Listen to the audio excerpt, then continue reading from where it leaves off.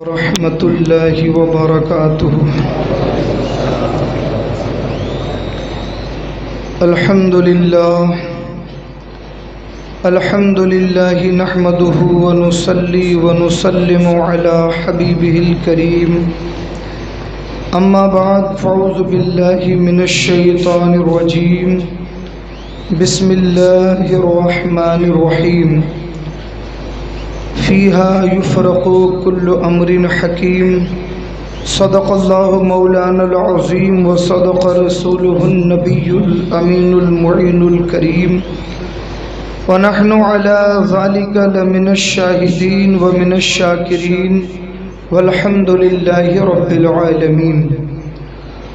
معزز سامعین کرام، آئیے ہم اور آپ نہایت ہی عقیدت و احترام کے ساتھ حضور صاحب لولاک فخر موجودات رحمت عالم نور مجسم جناب احمد مجتبی محمد مصطفیٰ صلی اللہ علیہ وسلم کی بارگاہ اقدس میں درود و سلام کا نذرانہ پیش کرنے پڑھی۔ اللہم صلی علی سیدنا و شفیعنا و نبینا و مولانا و مولانا محمد معدن الجود والکرم وعلى آلہ واصحابہ بارک وسلم، صلاة و سلاما علیک یا رسول اللہ، صلاة و سلاما علیک یا حبیب اللہ۔ معزز سامعین کرام، شعبان المعظم کا مقدس مہینہ ہمارے سروں پہ جلوہ فگن ہے، اور یہ ماہ مبارک کی آج 10ویں تاریخ ہے۔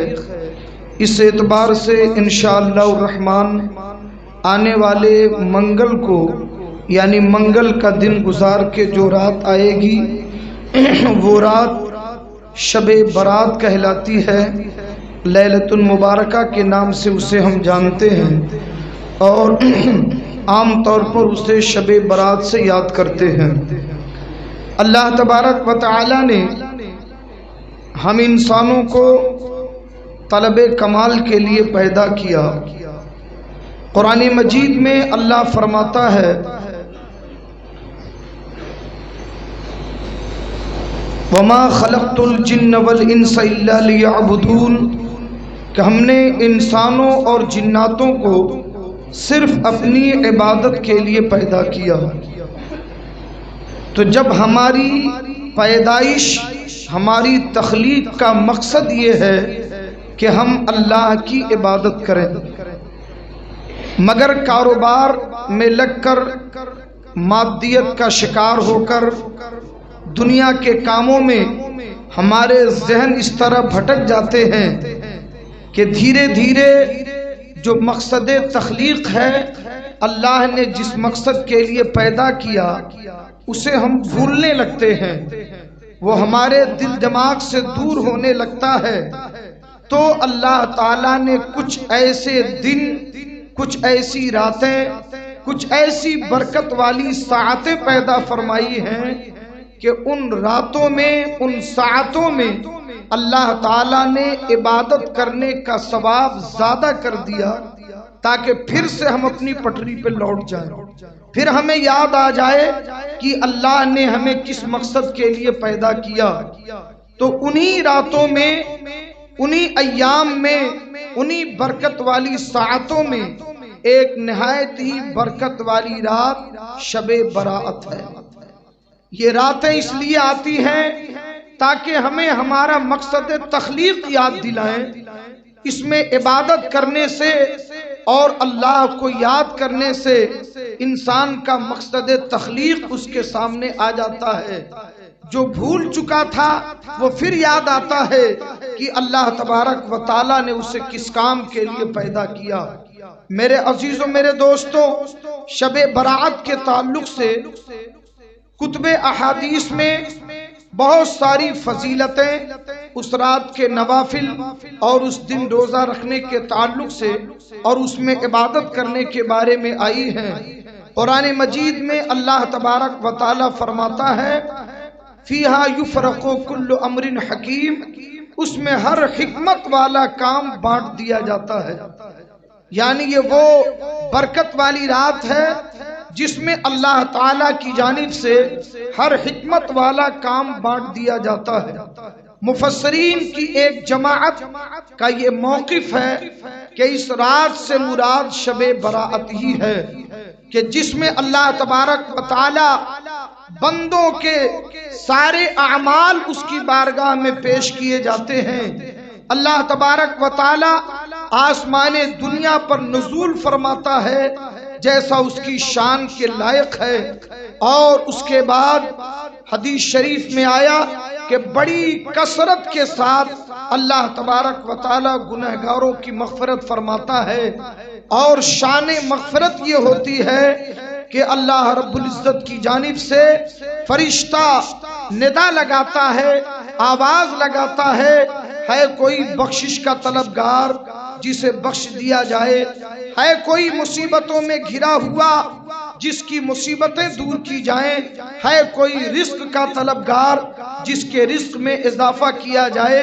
اس طرح سے اللہ تعالیٰ کے فرشتے پوری رات اس کی جانب سے اعلان کرتے ہیں، اور جو لوگ اس رات میں عبادتیں کرتے ہیں، اللہ کی بارگاہ میں روتے ہیں، گڑ گڑاتے ہیں، اپنے گناہوں کی معافی چاہتے ہیں، بخشش کا پروانہ چاہتے ہیں، اللہ تبارک و تعالی انہیں اتنی کثرت کے ساتھ بخشتا ہے کہ اللہ کے نبی نے ارشاد فرمایا کہ قبیلہ بنو کلب کی بکریوں کے بال سے زیادہ لوگوں کو اللہ تعالی نجات عطا فرماتا ہے۔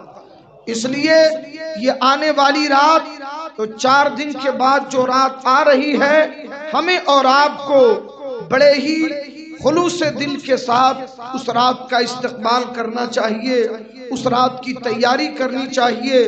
ابھی سے اپنے گناہوں کی معافی مانگیں، جنہیں آپ نے تکلیف پہنچائی ہو اس سے معافی مانگیں، اپنے ماں باپ کو راضی کریں، اگر کسی کا مال غصب کیا یا جانے انجانے میں کسی کو فریب دیا، دھوکہ دیا، تو اسے اس کا مال واپس کریں، اس سے معافی مانگیں، تاکہ یہ جو آنے والی رات ہے جب اللہ تعالیٰ کی جانب سے بخشش کی عام اجازت ہو اور لوگوں کو بخشا جائے، بخشے جانے والے لوگوں کی فہرست تیار کی جائے، تو اس میں آپ کا بھی نام شامل ہو جائے۔ اس لیے کہ حدیث شریف میں آیا کہ اس رات میں یہ بھی فیصلہ ہو جاتا ہے کہ آنے والے پورے سال میں کتنے بچے پیدا ہوں گے، آنے والے پورے سال میں کتنے لوگ دنیا سے رخصت ہو جائیں گے، کس کو کتنا رزق ملے گا، کس پر کتنی مصیبتیں آئیں گی۔ اس لیے اس رات کے آنے سے پہلے پورے سال کے جو گناہ ہمارے جمع ہوئے ہیں، ہمیں کوشش کرنی چاہیے کہ اس رات کے آنے سے پہلے ان گناہوں کے داغ کو ہم دھو لیں۔ اس لیے کثرت کے ساتھ اللہ کی بارگاہ میں معافی مانگیں، صدقات و خیرات کریں، اور اللہ تعالیٰ کی بارگاہ میں خلوص دل کے ساتھ بخشش کے طلبگار بنیں۔ یہ راتیں بار بار نہیں آتی، سال میں ایک ایسی رات آتی ہے، اگر ہم اس رات بھی اللہ کو راضی کر کے اپنے گناہوں کی بخشش نہ کرا سکیں تو یہ ہمارے لیے بڑے افسوس کی بات ہے۔ میرے عزیزوں، میرے دوستوں، آپ اس رات کی فضیلت کا اندازہ لگائیں۔ حضرت سیدنا عیسیٰ علیہ السلام جو جلیل القدر پیغمبر ہیں، صاحب شریعت رسول ہیں، وہ ایک مرتبہ پہاڑوں کی سیر کو نکلے۔ آپ کے سامنے پہاڑوں کی وادیاں ہیں، پہاڑوں کی سیر کرتے ہوئے چلے جا رہے تھے، آپ کی نظر ایک ایسے چٹان پر پڑی جو بالکل سفید کلر کا تھا اور اس سے روشنی کی کرنیں پھوٹ رہی تھی۔ آپ نے ان پہاڑوں کے بیچ میں ایسا خوبصورت پتھر دیکھا تو آپ کو اشتیاق ہوا، شوق ہوا، آپ اس پتھر کے قریب گئے اور بڑے محبت بھرے انداز میں، اس شوق بھرے انداز میں اس پتھر کو دیکھنے لگے۔ اللہ تعالیٰ کی جانب سے وحی آئی، اے میرے محبوب عیسیٰ، کیا تمہیں اس سے زیادہ تعجب کی چیز نہ دکھاؤں؟ عرض کیا، اے مولا تو دکھا دے اپنے بندے کو اس سے بھی زیادہ تعجب کی چیز۔ اللہ تبارک و تعالیٰ کے حکم سے وہ پتھر شق ہوا، وہ پتھر پھٹا۔ آپ نے دیکھا کہ اس پتھر کے اندر اللہ کی قدرت سے ایک بندہ، ایک بزرگ ہیں جن کی ریشیں، جن کی داڑھی بالکل سفید ہو چکی ہے، بہت بوڑھے، ان کے ہاتھ میں ایک سبز رنگ کا ہرے کلر کی ایک لاٹھی ہے اور وہ اس میں بیٹھ کے اللہ کی عبادت کر رہے ہیں۔ انگور کے خوشے چاروں طرف لٹک رہے ہیں اور ایک پانی کا چشمہ بہ رہا ہے اور وہ اللہ کی قدرت سے اس میں اللہ کی عبادت میں لگے ہیں۔ حضرت عیسیٰ علیہ السلام کو یہ دیکھ کر بڑا تعجب ہوا کہ یہ پتھر چاروں طرف سے پیک ہے، نہ ہوا اندر جا سکتی ہے نہ باہر آ سکتی ہے، مگر اس کے باوجود اللہ تعالیٰ نے اپنی قدرت سے اس انسان کو اس میں زندہ رکھا اور وہ اللہ کی عبادت میں لگے ہیں۔ آپ نے فرمایا، اے اللہ کے بندے، یہ بتا تیرا حال کیا ہے؟ تو کب سے اس پتھر کے اندر ہے اور اس میں تو کرتا کیا ہے؟ اس اللہ کے بندے نے کہا، اے عیسیٰ علیہ السلام، میری عمر 400 سال ہو چکی، 400 سال کا زمانہ گزر گیا، میں اسی پتھر کے اندر ہوں اور میرا کام صرف اللہ کی عبادت کرنا ہے، میں صرف اللہ کی عبادت کرتا ہوں۔ بھوک لگتی ہے یہی انگور کھا لیتا ہوں، پیاس لگتی ہے یہ چشمے کا پانی پی لیتا ہوں، پھر اس کے بعد اللہ کی مرضی سے، اس کی قدرت سے میری زندگی گزر رہی ہے۔ آپ نے جب یہ دیکھا تو احساس کیا اور عرض کیا، اے پروردگار عالم، شاید تو نے اس دھرتی پر اس سے زیادہ عبادت کرنے والا کسی بندے کو پیدا نہیں کیا۔ اللہ تبارک و تعالیٰ کی جانب سے ارشاد ہوتا ہے، اے میرے محبوب عیسیٰ سن لے، یقیناً یہ بندہ عبادت گزار تو ہے اور یہ 400 سال سے عبادت کر رہا ہے جسے تو نے ملاحظہ کیا، مگر تیرے بعد میرا ایک محبوب آئے گا جو آخری پیغمبر ہوگا، آخری رسول ہوگا، آخری کتاب لے کر کے آئے گا۔ اے عیسیٰ، جب اس محبوب کو میں بھیجوں گا، اس کی امت پیدا کروں گا تو ان کی امت کو ایک رات دوں گا جسے شب برات کہتے ہیں۔ اس رات میں میرے محبوب کا ایک امتی میری محبت میں ڈوب کر اگر 2 رکعت نماز نفل پڑھے گا تو میری عزت کی قسم اس 2 رکعت نماز نفل کا ثواب اس کے 400 سال کی عبادت سے زیادہ عطا کرے۔ آپ ذرا اندازہ لگائیں، اللہ تعالیٰ نے نبی کریم صلی اللہ علیہ وسلم کے صدقے میں اس امت کی بخشش کے لیے کیسے کیسی راتیں اور کیسے کیسے دن اور کیسی کیسی گھڑیاں بنائی ہیں، مگر افسوس ہم اس سے فائدہ نہیں اٹھا پاتے۔ اللہ کی رحمت ہماری بخشش کے بہانے دیتی ہے مگر ہم اس کا فائدہ نہیں اٹھا پاتے۔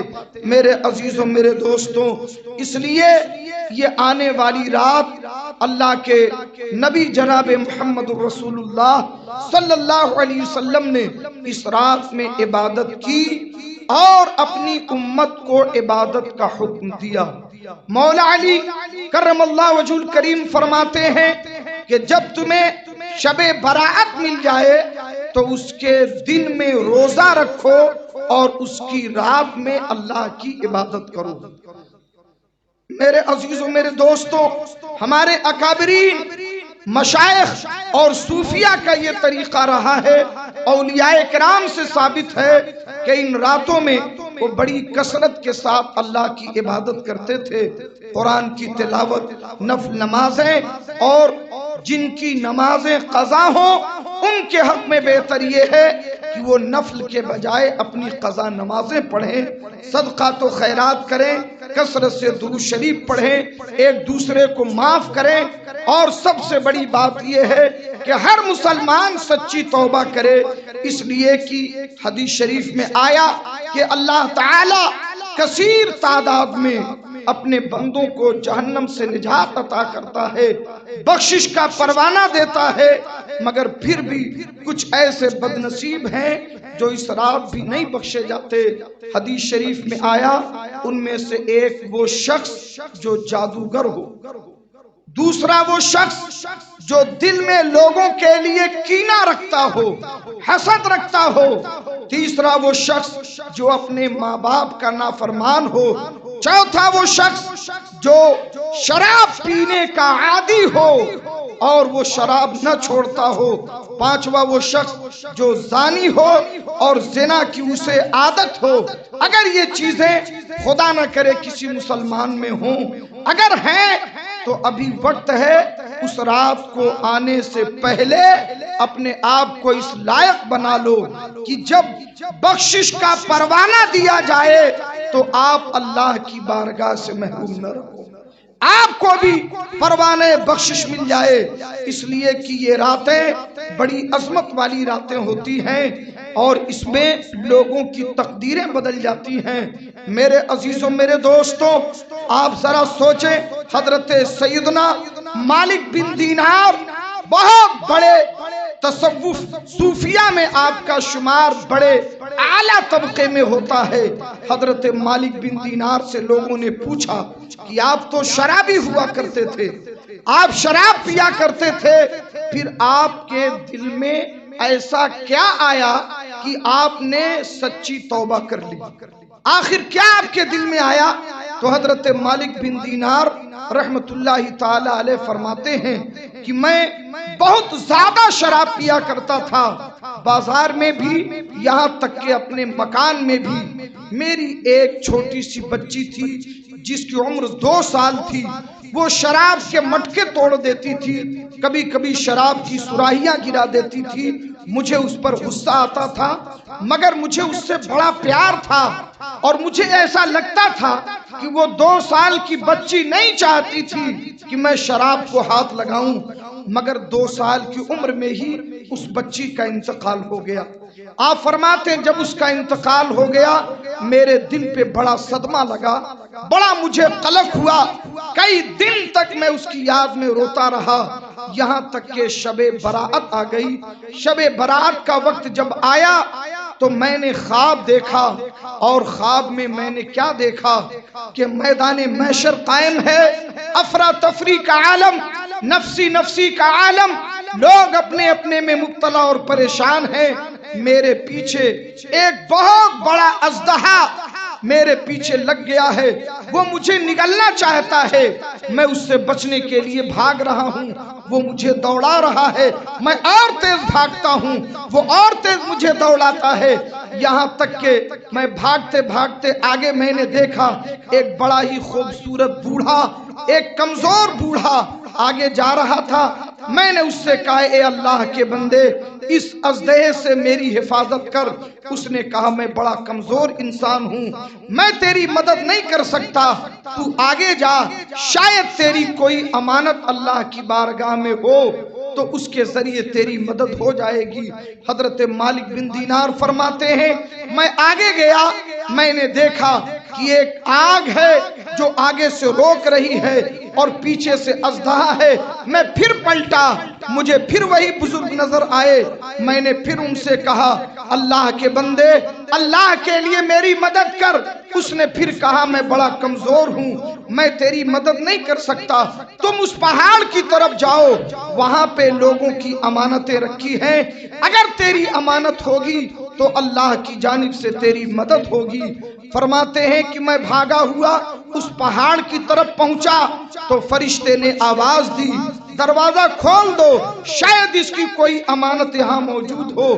جب دروازہ کھلا تو فرماتے مجھے وہی 2 سال کی میری بچی نظر آئی۔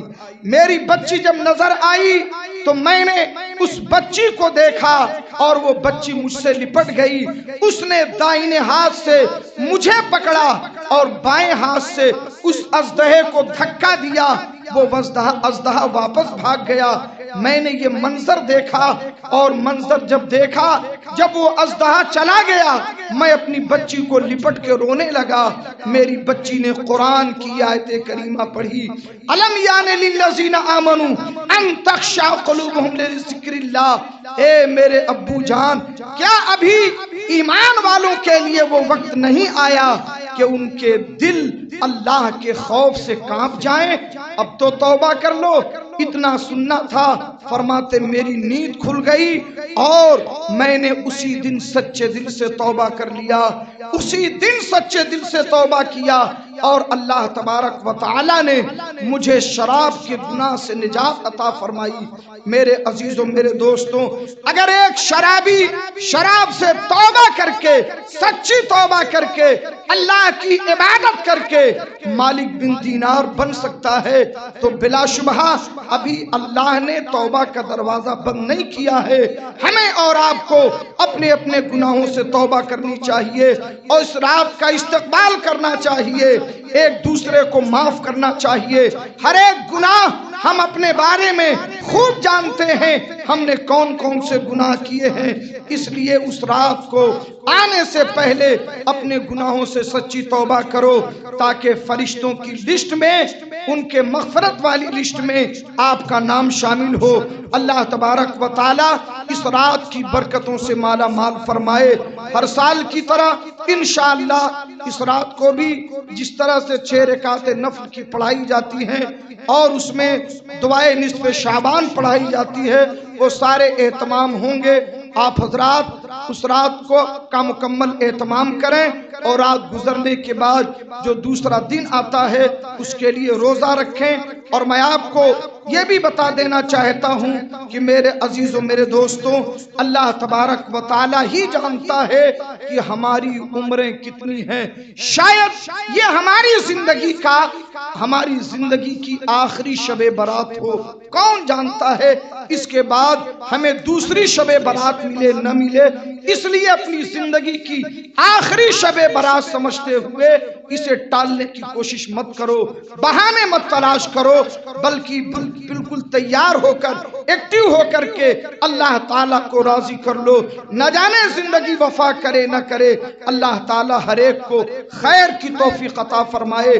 استغفر اللہ ربی من کل ذنب و اتوب الیہ۔ السلام علیکم ورحمۃ اللہ وبرکاتہ۔